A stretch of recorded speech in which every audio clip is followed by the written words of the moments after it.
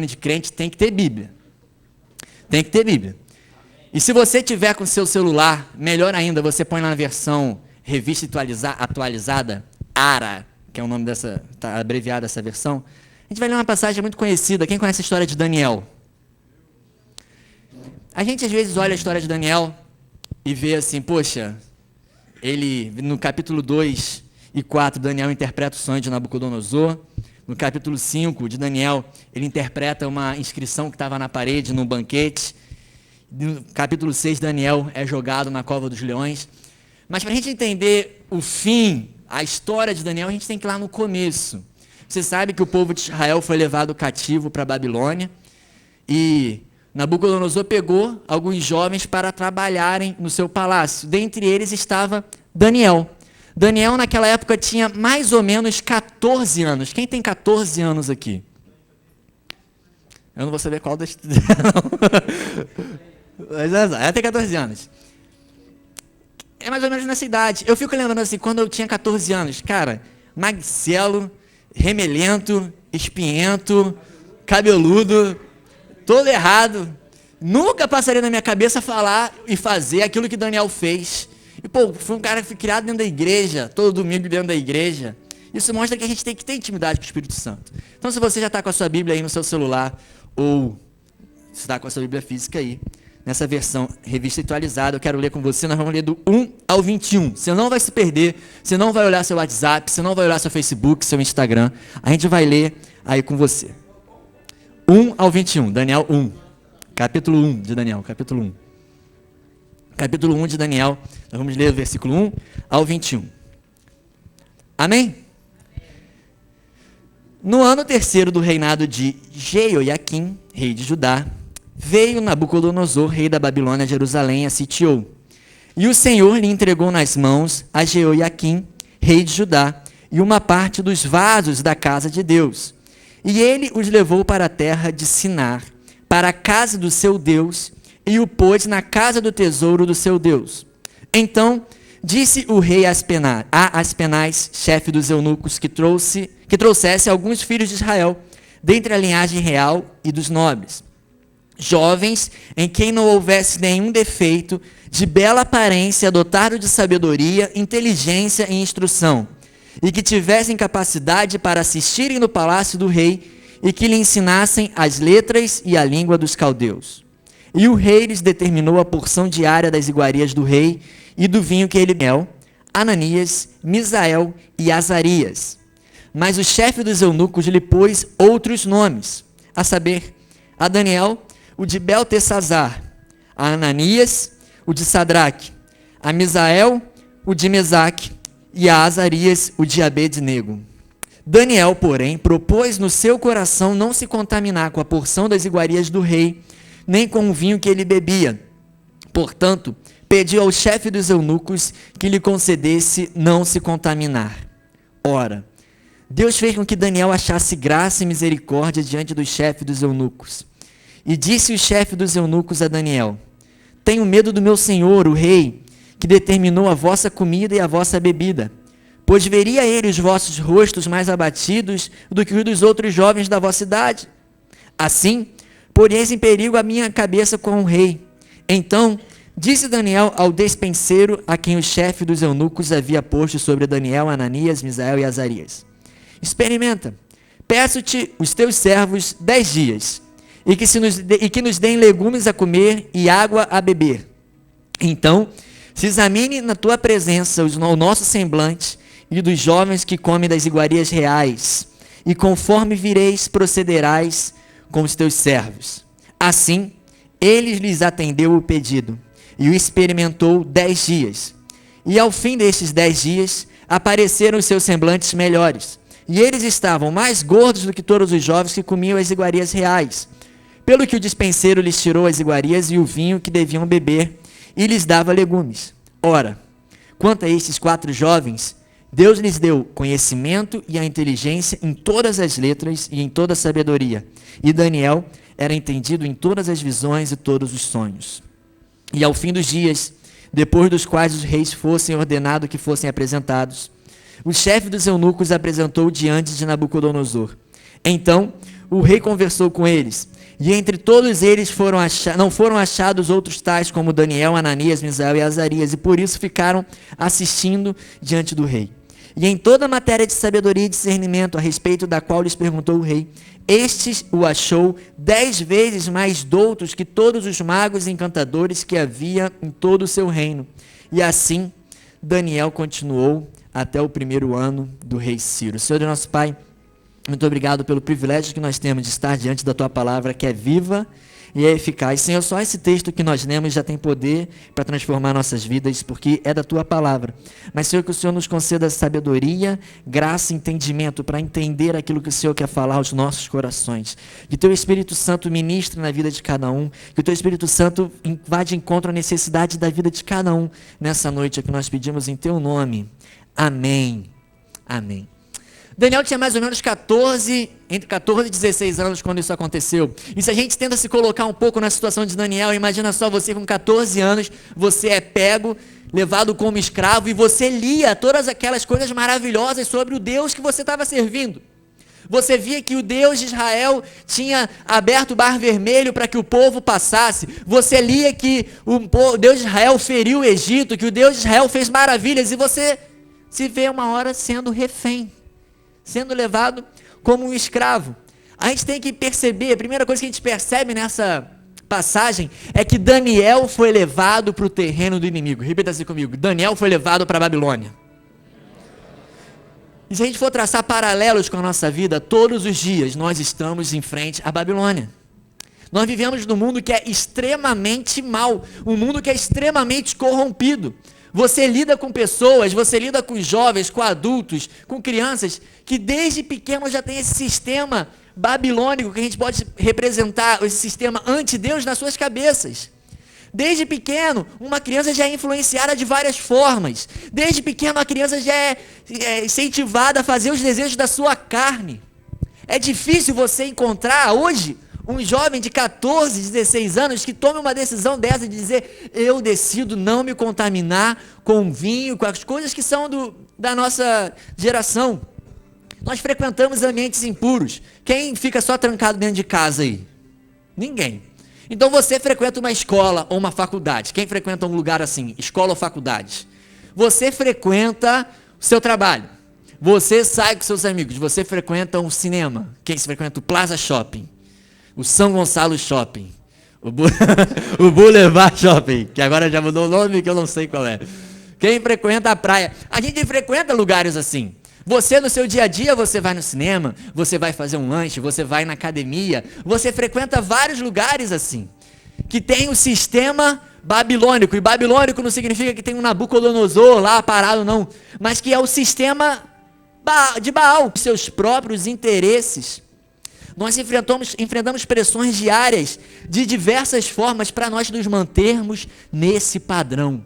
Porque como nós enfrentamos na Babilônia, a segunda coisa que nós temos que saber é que o mundo nos impõe um padrão. Olha só no versículo 4, o que Nabucodonosor procura: jovens em que não houvesse defeito algum. Olha para quem está do seu lado e vê se tem defeito. Não, estou brincando, senão você vai sair com uma lista daqui. De bela aparência, então de repente quem está do seu lado não se enquadraria para servir lá. Mas dotado de sabedoria, inteligência e instrução, que tivesse capacidades para assistirem, trabalharem lá. Não é nada diferente de hoje, que o mundo nos impõe padrões. O mundo coloca padrão, um padrão, por exemplo, de beleza. Você tem que ser abdômen trancadinho. Quem é do abdômen trancadinho? Você tem que ter o muque. Eu estou ali, meu personal trainer está aqui agora, estou malhando. Você está reparando que as minhas camisas estão mais apertadas? Tá não? Desculpa. Mas o mundo nos coloca um padrão. O mundo, ainda mais assim nas meninas, você tem que ser o cabelo da moda, você tem que seguir as garotas de grife lá no Instagram, a moda para meninas, você tem que usar essa roupa com esse cabelo, porque senão tá fora de moda, ninguém vai falar com você, vão chegar: sua louca, miga, sai daqui. Tem esse padrão de beleza, que pessoas não se encaixam às vezes nesse padrão, são colocadas de lado. Esse padrão de beleza que o mundo dá. Hoje você vê as academias, elas abrem 24 horas. Tem academias que você, antes, quando eu malhava muito tempo atrás, muito tempo, Sim, muito tempo. Você malhava em um lugar. E você tinha hora para chegar lá e você... Hoje não. Hoje você se cadastra numa academia que tem rede, que você pode estar em São Paulo e malhar, porque as pessoas têm essa fissura. A gente passa ali às vezes na João Pessoa. Cara, outro dia eu passei lá de manhã, antes de vir para a igreja, tem gente malhando. Quase que eu parei. Vamos orar todo mundo aqui para Deus libertar esse espírito aí. E é assim, na madrugada. A gente mora em Niterói e a gente não sente muito isso, mas em São Paulo, que é uma megalópole, uma cidade gigantesca, o pessoal está malhando de madrugada, preocupado com aquele padrão de beleza. Tem gente que não malha, não vai um dia na academia, fica desesperado. Tem ninguém aqui não assim, né, Juan? Tem não. O cara fica, não, eu tenho que tomar meu whey protein, eu tenho que entrar na moda, eu tenho que usar essa camisa gola V para ficar apertadinha aqui, para ficar mostrando meu muque. A gente quer viver nesse padrão. As meninas que ficam horas e horas e horas na frente de um espelho e põem horas nisso, tentando e conseguindo ficar bonitas, né? As meninas da nossa igreja são lindas, todas as meninas estão aqui. Se tem uma menina perto de você, você fala assim, você é linda, mas só isso. Mas só fala isso só. Se empolga não. A gente quer esse padrão de beleza. A gente tem que alcançar o padrão do Cristiano Ronaldo, sei lá. Não sei, do Neymar. Não, do Justin Bieber. Ah, sei lá. A gente tem que alcançar o padrão da mulherzinha tal lá do Instagram que tem tantas curtidas. Tem menina que fica triste, posta uma foto na frente do espelho com um versículo. O Senhor é meu pastor, nada me faltará. E fica-se triste, poxa, eu só tive 17 likes. Minha amiga postou outra foto, teve 80 likes. A gente vive nessa ditadura desse padrão, assim, do culto ao corpo. A gente faz parte de uma geração que vive horas, fica horas na frente do espelho, horas no salão de beleza, horas numa academia, mas não passa 5 minutos orando. A gente faz o desafio, o que hoje acaba o desafio, né? 7x7. Quem fez? Quem lembrou? Eu fiz assim, eu não vou ser o cara chato que vai ficar todo sábado. Gente, fizeram, eu não sou professor da escola bíblica, da dominical das crianças. Não, tem que decorar um versículo, não sou professor da escola. A gente está lá botando todo dia no Facebook. Até o Henrique perguntava sempre, pô, você vai botar no WhatsApp? Eu falei assim, não quero ser o cara chato do WhatsApp. Todo dia você recebe uma mensagem do WhatsApp do APT. Tem que orar, pô. Não, você tem que buscar isso. A gente passa horas na frente do espelho. Teve gente que para vir hoje no encontro do APT hoje, ficou horas lá. Pegou a roupa, o vestido, o tênis, tudo. A gente passa horas se arrumando, cuidando do nosso exterior.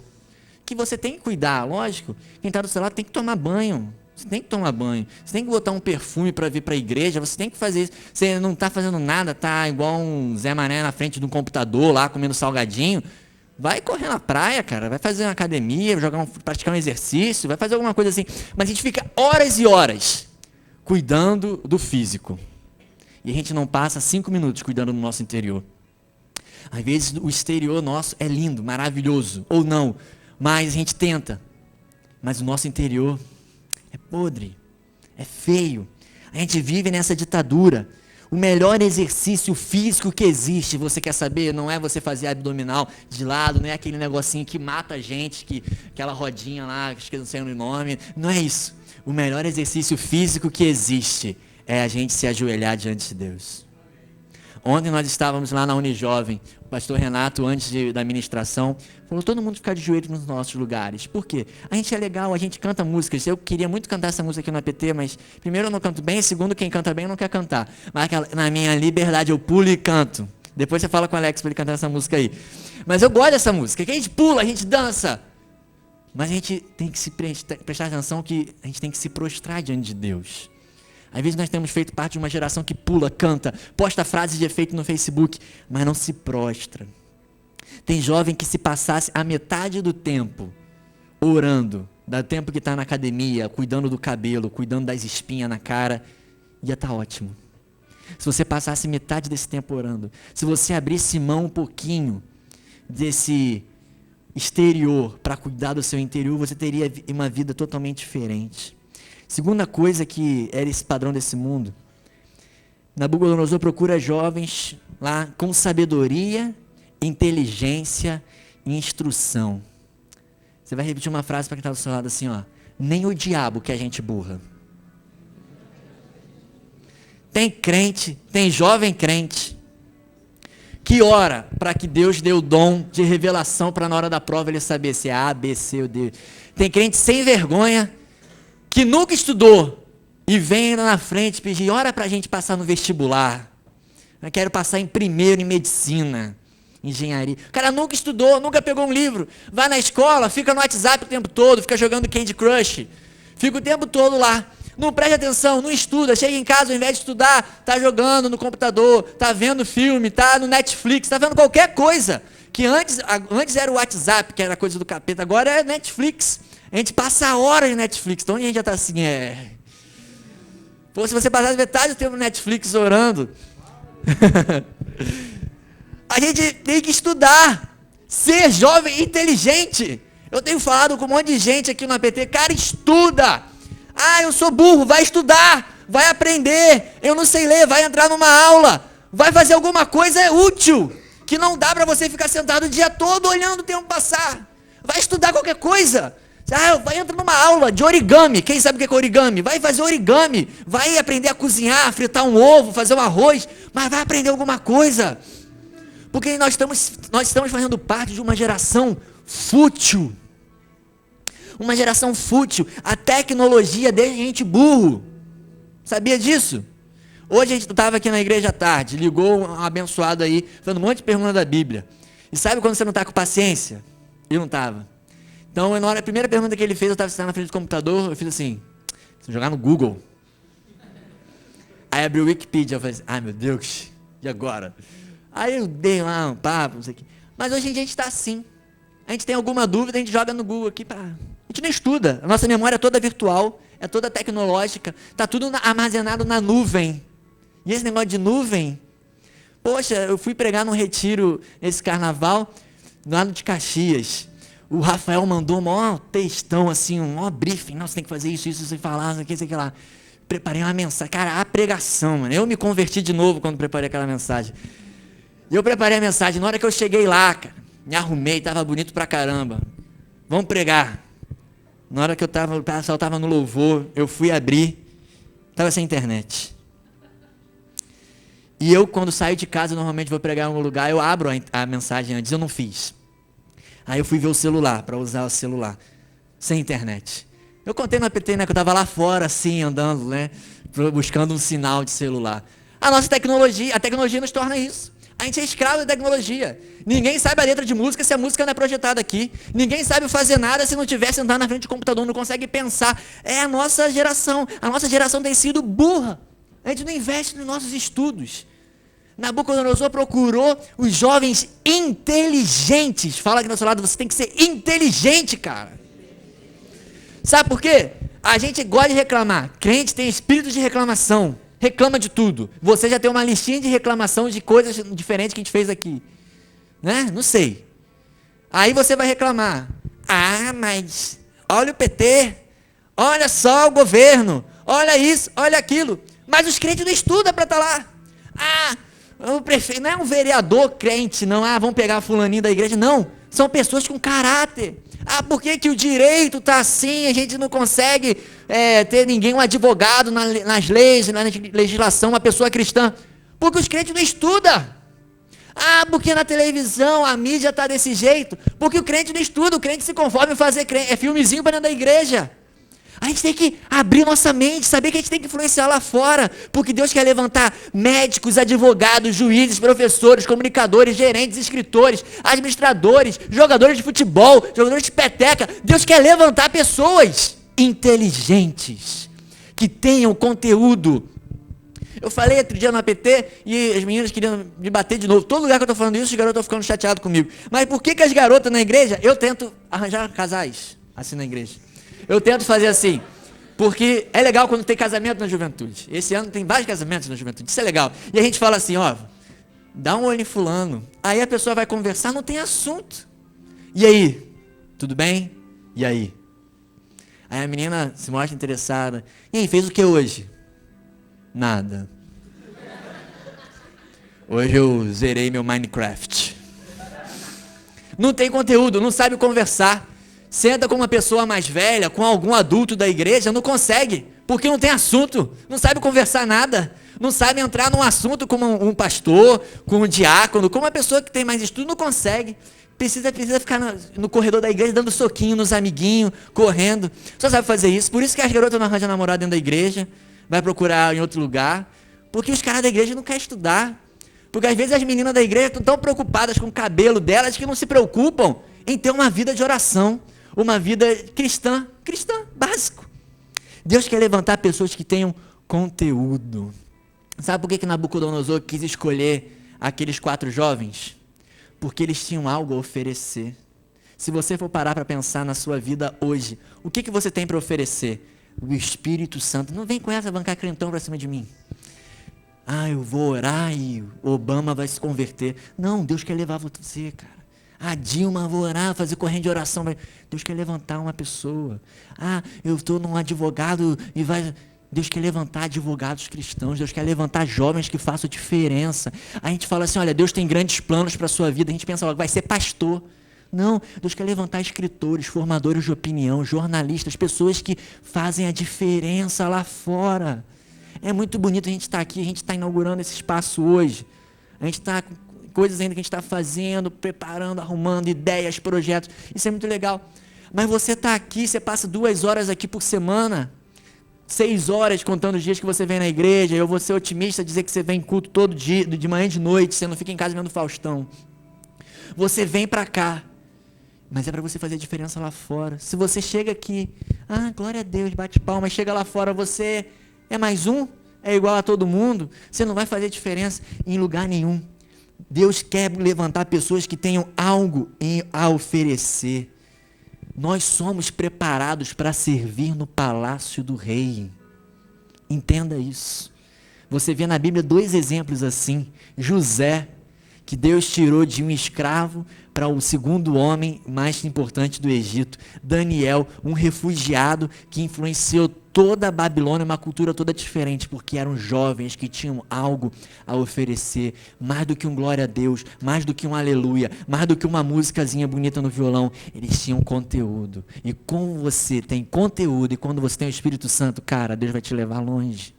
Deus vai colocar projetos na sua vida, Deus vai botar planos, livros, palavras, pensamentos que vão influenciar a vida de pessoas, porque o mundo está precisando disso. Eu ia pregar outra mensagem hoje aqui, revolução de santidade. E o que o mundo está precisando de uma revolução de santidade. Uma revolução de santidade não é você botar um anelzinho no dedo, não é você botar uma pulseirinha Jesus Freak, você usar a camisa eu escolhi esperar, não. É você viver uma vida santa, com conteúdo, tanto intelectual quanto espiritual. Que você lê a Bíblia, você não lê a Bíblia. Você, eu quero que Deus me use, mas você não conhece nada da Bíblia. Se a gente fala assim, abre a Bíblia em Amós, você vai olhar para mim, pegadinha, tá zoando lá. Porque você não conhece o que está na Bíblia. Nós somos preparados para servir no Palácio do Rei. Imagina assim, o homem mais importante da época, daquela época era Nabucodonosor, e hoje a gente pode botar Obama, Barack Obama. Daniel entrou na Casa Branca e influenciou e mudou tudo lá. Mudou a dieta. Como é difícil mudar a dieta de alguém. Quem estava em dieta é alguma coisa. Fala assim, eu não como McDonald's. Quem não come McDonald's? Assim. Luciano. Luciano. Falou o rapaz que no meu aniversário comeu 2 sanduíches no McDonald's. Daniel mudou a dieta do rei, do palácio. Daniel mudou tudo lá dentro. Porque ele era um jovem que decidiu não se contaminar. Ele foi servir o homem mais poderoso da terra, no lugar mais poderoso da terra. Sabe por quê? Porque ele estava preparado e Deus colocou ele lá. Daniel não preencheu nenhum site, lá num currículo no vagas.com.br. Daniel não se inscreveu num projeto de trainee, de estágio. Daniel não fez nada disso. Daniel se preparou e Deus levou. Mesmo que tivessem vários jovens lá na Babilônia que estudassem, que por direito aquela vaga era deles, mas porque Daniel era fiel a Deus, Deus levantou Daniel para influenciar a sua geração. Você tem que crer que a sua fidelidade a Deus vai te levar a lugares que você nunca imaginou.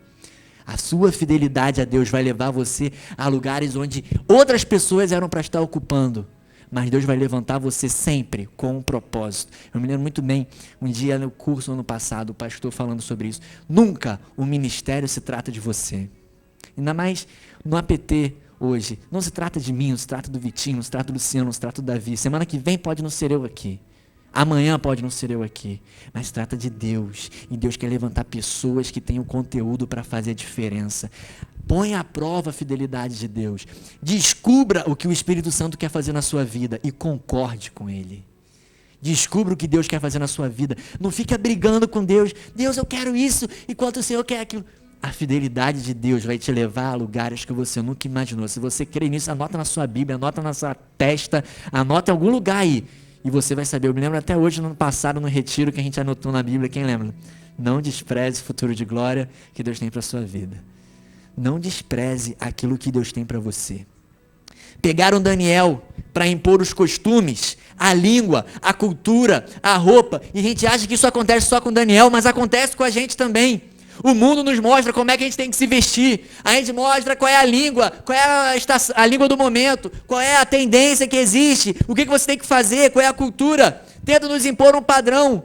Mas a palavra de Deus diz lá em Romanos 12, versículo 2, não se amoldem ao padrão desse mundo, mas transformem-se pela renovação da sua mente para que sejam capazes de experimentar e comprovar a boa, agradável e perfeita vontade de Deus. Daniel foi extremamente pressionado, mas não se impôs ao padrão da Babilônia. Eu e você somos pressionados todos os dias. A palavra de Deus fala sobre nós e sobre Jesus, que por amor a Deus nós somos entregues à morte todos os dias, destinados como ovelhas ao matadouro. Somos nós todos os dias.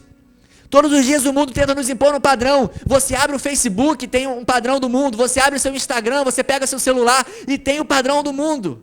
Tem as leis que o mundo acha que são certas, as coisas que o mundo acha correto fazer. Mas Daniel não negociou o que era inegociável. O versículo 8, eu quis ler essa versão, porque essa versão fala, acho que define da forma mais bonita qual foi a decisão de Daniel. O versículo 8 diz assim: Daniel, porém, propôs no seu coração não se contaminar com a porção das iguarias do rei, nem com o vinho que ele bebia. Portanto, pediu ao chefe dos eunucos que lhe concedesse não se contaminar. Você pode usar uma roupa da Nike, você pode andar de ônibus, você pode assistir a TV, você pode entrar numa internet, você pode ter um Facebook, um Instagram, usar a roupa da marca que você quiser, mas você não pode nunca se contaminar com o padrão desse mundo, porque Daniel negociou o que era negociável, mas não negociou o que era inegociável.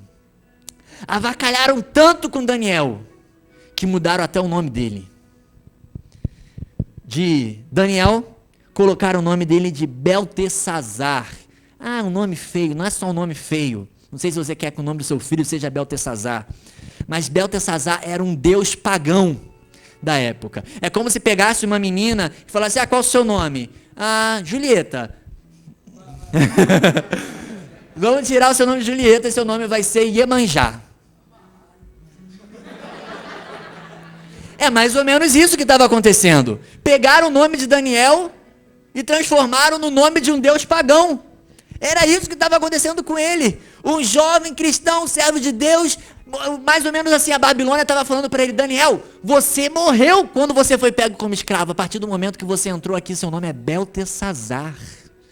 Mudou, acabou Daniel, você é outro cara, mas Daniel não se contaminou, Daniel propôs no seu coração, e quando eu vejo que Daniel fala isso com 14 anos, eu com 26 vejo assim, cara, eu tenho muito para aprender, eu tenho muito para viver, e para crescer espiritualmente, para ser igual Daniel, porque eu e você, várias vezes, todos os dias, nós somos colocados de frente com banquetes da mesa do rei, e a gente tem escolhido se contaminar, a gente tem tido as conversas que não deveria ter, a gente tem frequentado lugares que não deveria frequentar, a gente tem visto coisas que não deveria ver, a gente tem seguido pessoas que não deveria seguir, a gente fala com coisas, fala mal do outro, coisas que não deveria falar, porque a gente tem decidido a se contaminar com o padrão desse mundo. Muitos jovens acabam se desviando quando entram na faculdade porque não determinam a sua identidade. Não determinam quem eles são lá dentro. Já citei várias vezes o exemplo para vocês numa aula de psicologia, quando foi falado de sexo, de virgindade, que a professora foi falando para cada um foi contar a sua experiência sexual, e quando chegou na minha vez, eu falei que não tinha nenhuma experiência sexual e botaram o apelido de azeite lá. Durante anos, era salsicha antes do Scooby-Doo, né? Eu tinha falado isso no APT. Era salsicha, virou azeite, o apelido lá. Porque eu falei lá... Opa, Falou lá que não tinha tido nenhuma experiência. Aí você entra no padrão desse mundo. Você decide não se contaminar. Desde o primeiro dia que eu entrei na minha faculdade, eu falei, sério, eu não vou me contaminar. Eu lembro do primeiro dia de aula que eu entrei, tava andando na rua, ia entrar com o pé esquerdo, eu botei o pé direito assim, ó. Não, vou botar o pé direito para entrar, porque a palavra me diz que por onde eu for a sua bênção me seguirá, e eu lancei lá para a direita, para a esquerda, para a frente, para trás, por todo lado sou abençoado. E no segundo dia, um rapaz chega para mim, João, pode ir para casa, você não precisa estar aqui. Eu disse, não quero perder a nota desse trabalho. João, vai para casa, que esse lugar não é para você. Porque eu decidi quem eu era, eu mostrei quem eu era. Porque muitos namoros terminam, porque a moça, porque o rapaz não mostra quem eles são, não estabelecem limites. Porque relacionamentos terminam, você não estabelece quem você é, a sua identidade. Você não mostra para o mundo assim, olha, eu sou cristão, eu decidi no meu coração não me contaminar com as coisas desse mundo. Porque se a gente não decide, logo estabelece as regras, a gente vai fazendo concessões ao longo do caminho, ao longo da jornada, e a gente acaba se afastando. Quem é você quando não estão olhando você, quando não estão te vendo? Esses dias a gente estava voltando da igreja, estava voltando com o Davi, estava numa estação de rádio e estava fazendo a propaganda de um show do Capital Inicial, e eles têm uma música que é o que você faz quando ninguém te vê fazendo o que você queria fazer se ninguém pudesse te ver. E eu fui pensando nisso para casa. Pensando, poxa, como a gente às vezes faz coisas quando não tem ninguém nos vendo. Quando a gente está sozinho em casa, quando coisas que ficam na nossa mente, porque ninguém tem acesso lá. Mas imagina só que se existisse um aparelho que apontasse para você um laserzinho e aparecesse nesse telão aqui, tudo o que você está pensando. O que você pensou ultimamente? Agora você está na igreja, né? Vamos botar assim, tudo que você tem pensado ultimamente aparecesse nesse telão. Quem ia sair correndo? Não é para ficar para ver dos outros, não. Quem é você quando ninguém está te vendo? Quem é você na sua faculdade? A vida, anota isso aí no seu celular, no seu Facebook, posta lá, não sei. Mas grave isso. A vida de um homem ou de uma mulher de Deus não é feita aqui no púlpito ou na frente das pessoas, mas a portas fechadas a sós com Deus. Ali que é definida a vida de um homem, de uma mulher de Deus. Daniel chegou lá na Babilônia e mostrou quem ele era. Sabe qual é o nosso problema? A gente amarela na hora. Já viu gente que amarela? Na igreja, não era aqui não, mas a gente tem um time de futebol e tem um jogador no nosso time de futebol que sempre entrega o jogo. Caio? Sempre amarela, de alguma forma. E tem gente que na vida com Deus é assim. Na vida, no dia a dia. Na hora que é para decidir, você falar, não, eu sou crente. Amarela. Não fala, não se impõe, não. Eu sou cristão, eu não vou fazer isso. Eu sou cristão, não vou frequentar esses lugares. As pessoas quase ouvindo um coral de anjos cantando glória a Deus, Agnus Dei, aleluia e tal. Porque é difícil isso. A sua vida de santidade tem que constranger outras pessoas. Você não pode amarelar, tomar posição diante das decisões. Tem gente que, a carne é fraca. Lógico, você não alimenta seu espírito. A carne é fraca, mas sempre tem vencido. Como isso? A gente tem que alimentar o nosso espírito. E 3 coisas que você vai anotar antes da gente ir embora. E eu tenho repetido isso direto. E com os jovens tem que repetir todo dia. Tem que escrever aqui na testa. Tem que botar aqui no telão. Todo dia a mesma coisa. 3 coisas para você não amarelar sob pressão. Primeira coisa, oração. Repita isso comigo. Oração. Eu tenho que orar. Você tem que orar. Primeira coisa, você tem que orar. Você tem que orar. Antes de sair de casa, ora. Antes de tomar uma decisão, ora. Antes de almoçar, ora. Antes de jantar, ora. Antes de tomar banho, ora. Tudo, ora. Ora. Oração. Esse é o segredo. Os grandes homens de Deus, eles não tinham faculdade, eles não eram necessário ter, assim, tinha que ter faculdade. Deus não usou só homens que eram bonitos, só gente que era feia, gente que era fraca, gente que era forte, gente que era rica. Deus usou homens de oração. Deus usou homens e mulheres de oração. Vamos ser bem sinceros. A gente está na igreja, no culto. O irmãozinho de oração, que a gente reconhece irmão de oração, olha pra gente assim, fica olhando assim. Eu fico pensando todos os meus pecados. O cara tá vendo assim, igual criança na igreja. Já viu isso, criança na igreja? Tem criança na igreja que às vezes você tá no louvor, você tá tocando, a criança tá assim pra você, ó. vendo todos os seus pecados, tudo que você fez, assim. Nós temos que ser jovens de oração. Daniel vivia sob pressão, mas ele resistia porque ele tinha uma vida de oração. Ele não resistia porque ele era bonitinho, ele não resistia porque ele malhava ou comia legume. Não, ele resistia porque ele tinha uma vida de oração. Quer uma dica prática? Reorganize a sua agenda. Talvez você esteja fazendo alguma coisa a tempo demais. Talvez você esteja namorando demais. Talvez você esteja estudando demais. Talvez você esteja fazendo nada demais. Nada. Ficar sentado vendo o mundo passar. Talvez você esteja jogando bola demais. Talvez você esteja dormindo demais. Você está roubando o tempo que era para você estar orando. Tenha uma vida de oração. Invista tempo na oração. Segunda coisa, leia a palavra de Deus. Quem leu a Bíblia essa semana aí? Quem lê a Bíblia todo dia, assim, olha, eu quero ler a Bíblia. A gente vai começar no APT dia 12 de março, um projeto de 40 capítulos da Bíblia que todo jovem tem que ler, para a gente ler em 2 semanas. Por 40 capítulos da Bíblia para ler em 2 semanas, tá bom. Que tem lá no site da Sociedade Bíblica do Brasil. 40 capítulos que todo jovem tem que saber e conhecer. A gente fala assim... alguém, cara, não conhece a Bíblia. As más companhias corrompem bons costumes. Ainda bota lá embaixo, Clarice Lispector. Não sabe que isso está na Bíblia? Tudo posso naquele que me fortalece. Põe embaixo, Buda. Não, cara, isso está na Bíblia. A maior fonte de sabedoria. O projeto 7x7, 7 minutos de oração todos os dias, lá na Argentina eles estão fazendo, você viu isso? Você chegou a reparar isso? Lá em Córdoba eles estão fazendo, e sabe como eles estão fazendo também? Você tem que orar 7 minutos e ler um capítulo do livro de Provérbios. Livro de sabedoria. Você está procurando filosofia, está procurando sociologia, pensadores. Cara, o homem mais sábio do que já existiu, Salomão, escreveu um livro. A gente pode ler o livro de Provérbios. Os grandes sábios da época escreveram livros de Provérbios que a gente pode ler, aprender. Olha só que coisa linda fala em Provérbios. Acima de todas as coisas, guarde seu coração, porque dele provém toda a sua vida. Que coisa linda que está em Provérbios. Então você tem que ler a palavra, estudar a palavra, com motivos, entre aspas, para duvidar do amor e da fidelidade de Deus. Daniel permaneceu firme, porque ele conhecia as promessas que Deus tinha para o seu povo, porque Daniel lia a Bíblia. Daniel conhecia a palavra. Claro que não existia a Bíblia impressa, sua Bíblia bonitinha que existe hoje. Claro que não existia, mas Daniel lia a palavra. Os pergaminhos, Daniel lia, Daniel conhecia o que estava escrito. Tudo que eu falei, você pode lembrar só do suquinho que você bebeu, da assinatura lá, mas saia pelo menos assim, olha, vou criar todo dia um devocional meu, de você ler um capítulo dos evangelhos, fazer uma oração, de repente ler um provérbio, um salmo, todo dia, você vai ver como a sua vida vai mudar.